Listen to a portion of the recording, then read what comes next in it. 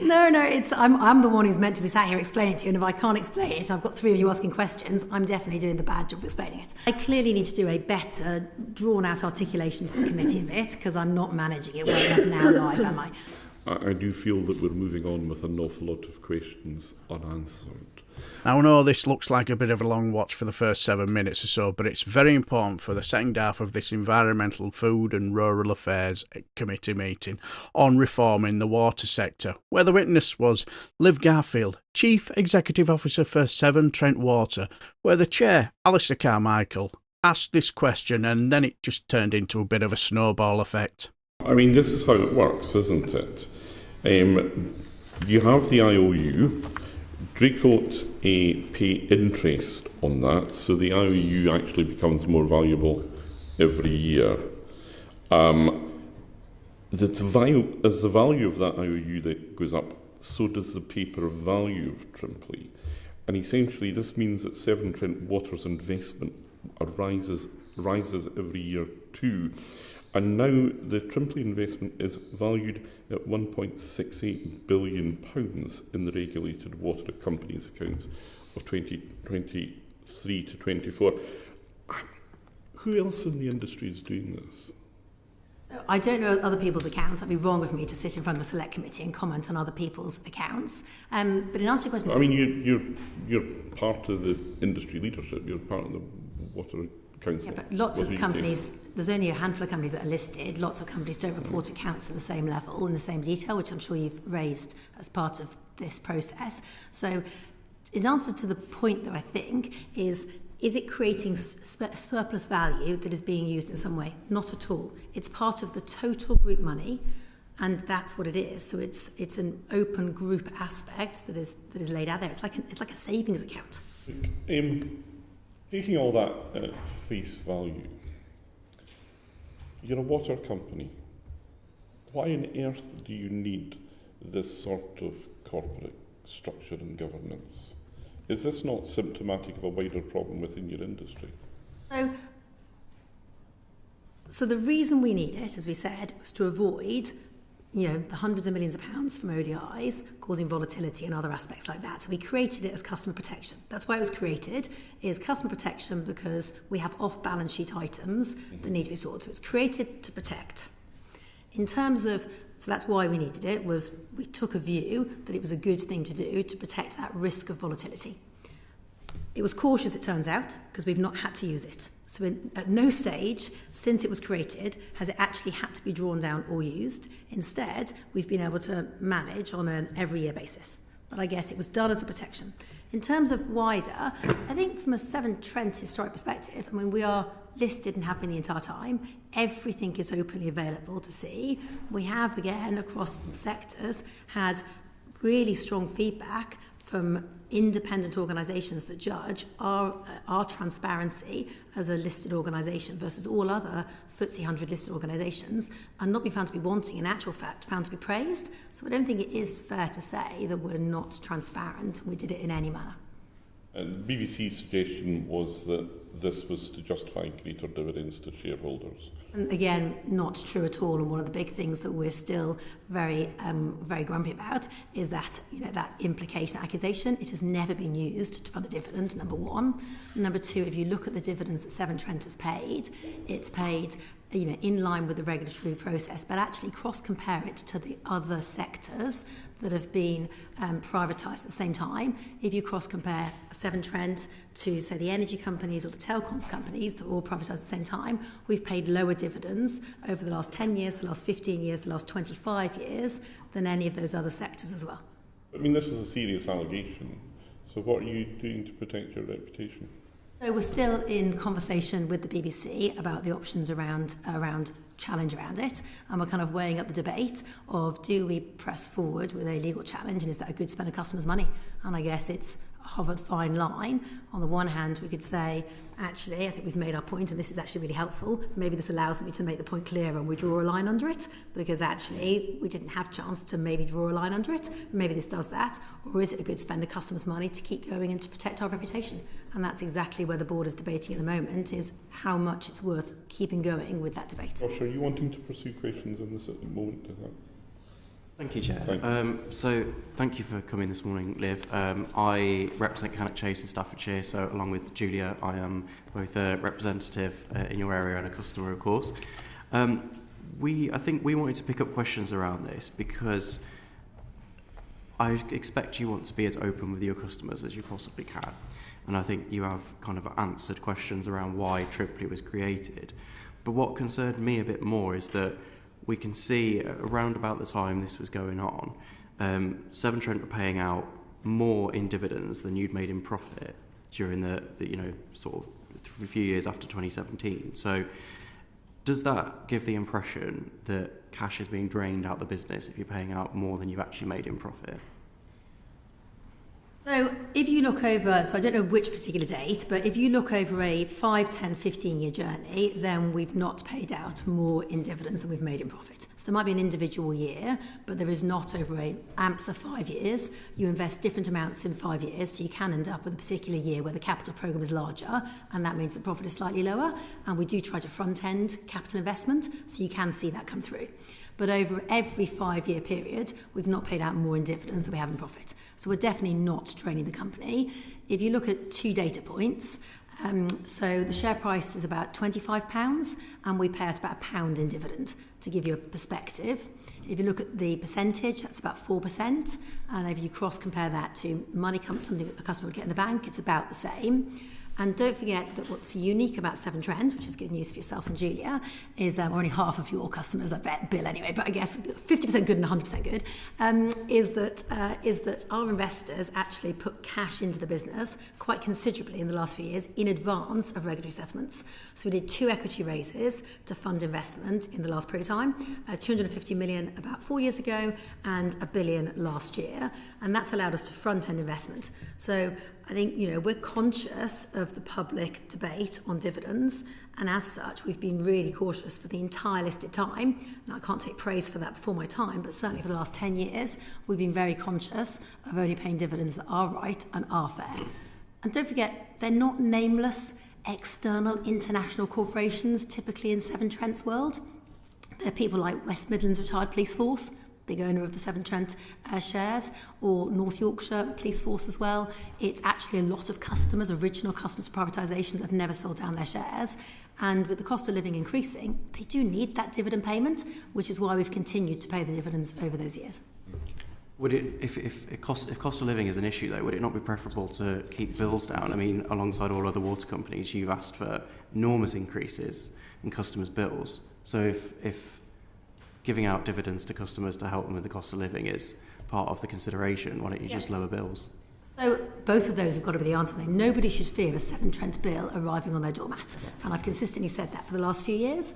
And what we've said is there shouldn't be any customer that lives in Severn Trent. There shouldn't be a postcode lottery whereby they can't afford their bill.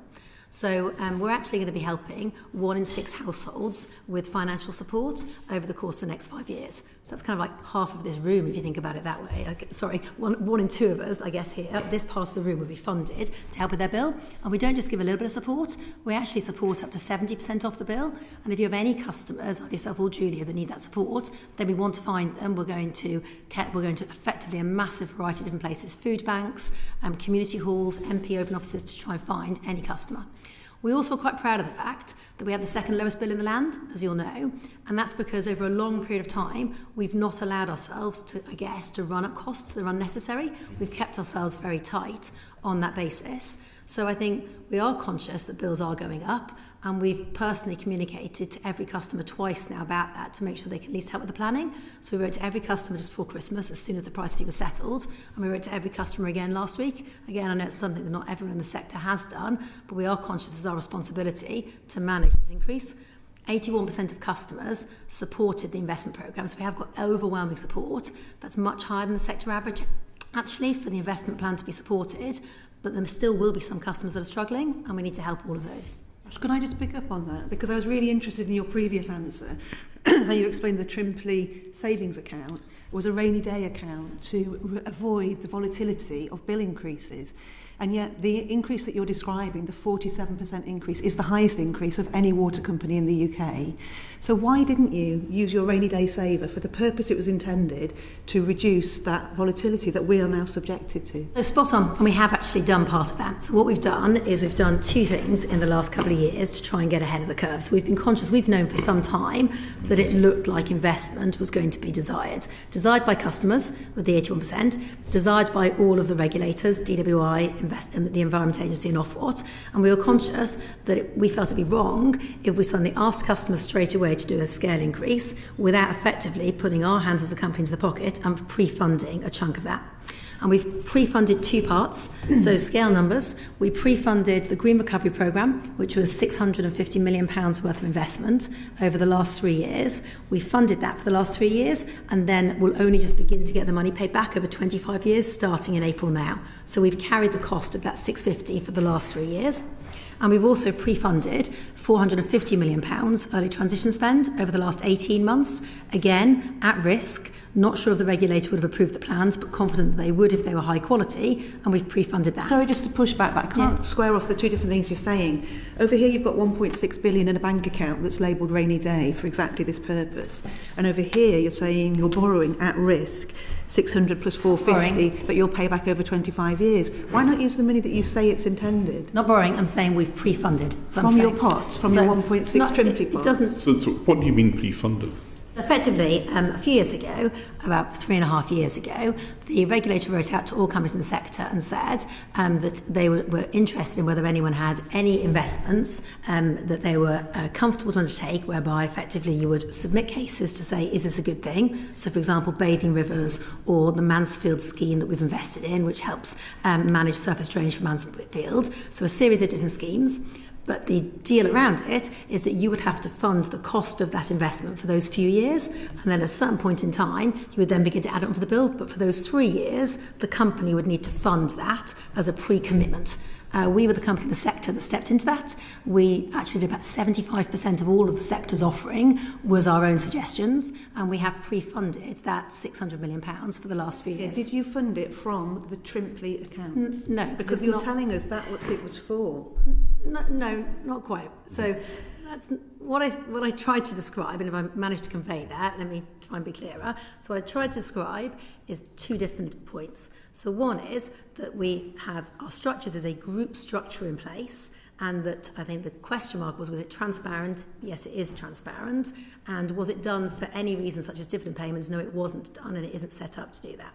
And then the separate question was, can you not go early and try and help with investment early? And I'm trying to say yes, and we have done exactly that, to be fair. We're the only company that has done that. We've done that with £650 million of Green Recovery, and we've done it again in the last 12 months with transition spend. So I'm trying to highlight that I agree. I think companies do need to step into the space of getting infrastructure investment in, and before it goes straight onto the bill. I'm trying to answer those questions. Jane, you were... Yeah, I'm just trying to get my head around this because you've got Trimpley that was set up and then was bought by the water company, essentially, or given an IOU for £3 billion. So we're saying it's £3 billion. And you said the ODIs weren't drawn down. So is that £3 billion? Is that real? Is there any money in this company? What is that £3 billion? Effectively, it's kind of like, so I'm obviously doing a very bad job of explaining to you, so I'm genuinely sorry that I'm doing a really bad job. Me. No, I'm the one who's meant to be sat here explaining it to you, and if I can't explain it, I've got three of you asking questions, I'm definitely doing the bad job of explaining it. So I guess what I'm trying to articulate is as follows. So Trimpley is real. So it's not kind of like those three pots that you see, I guess, when you go to Covent Garden and people move the pots around, right? It's a real structure in a real group setup. So that's what I'm trying to describe, is that effectively in a large company like ours, then we end up where you have structures. And there is the Severn Trent Water structure, there is Hafren Dyfrdwy structure, there is the Green Power structure, and then overarching in a group level, there is the Trimpley structure. And I know it sounds complicated, and you say, but you've only got one company, how do you need these different structures? They're set up partly because we've got a group organisation, and partly because what we didn't want to end up having is we have these off-balance sheet items that we have to account for somewhere, as accounting, but they don't naturally occur straight away. They don't match the time window of an annual year. So that's what I'm trying to explain clearly badly, is that. So it's not really 3 billion. It's off. It's a value of 3 billion. So the numbers that are named there are the correct numbers in the accounts, but it's not like, I guess, almost like Julie asked us, is it available cash to do something with straight away? It's a value. So it's a balance sheet value. You better ask your question. I'm getting flashbacks to Enron. I'm struggling because without the amount, right, in 23-24, your retained earnings would reduce from 1.68 billion to 7.9 million, right? So profits over the same period were 1.246 billion. So effectively, Severn Trent Water paid out 369 million more than it made in profit in that period. And I guess that's the issue, right? That, I mean, I take that, and that's the bit I can't understand. Okay, so let me help. So let me take. I didn't capture those numbers, and I guess so I can't answer specifically. Very happy to follow up. If I take last year's revenue, which I know is a question you've asked other people over the last couple of days. So if you take last year's revenue, what percentage of last year's revenue has gone into dividends or has gone into dividends and debt repayment? So I guess gives you a like for like on other companies who've asked the similar question in the last couple of days. No, I'm not asking like for like. This is a very specific question about. We have no comparison. Yeah, we have no comparison. No, I've not heard this before. Okay, so I guess I'm going to have to follow up afterwards, because I suppose the way I clearly need to do a better drawn out articulation to the committee of it, because I'm not managing it well enough now live, am I? So I think the answer probably is that I should follow up after with you. If it's your specific question, then I need to follow up. It's more that there's money in that pot that seems to have been used to pay dividends that couldn't have. No, it's not being used. It's the asset value of the company, right? Yeah. No. And that has an impact then on the retained earnings that then feeds into the profits and the dividends. So the dividends have always been funded consistently every year through revenue coming in. So that is not true. The Trimpley has never funded dividend payments. Well, anyway, maybe we'll be able to get clarity if you provide this in writing. Okay, so let's find it in writing. But I mean, I can reassure you formally on that point. I mean, look, that is clear. There's a reason why I practice law and not accountancy. Yeah. But you set up a company for £2. You sold it for 3 billion, except you didn't pay the money, and you set it up for a purpose for which you've never used it. You can see why the BBC might find that interesting. And is it really fair to say that Panorama's allegations are completely inaccurate?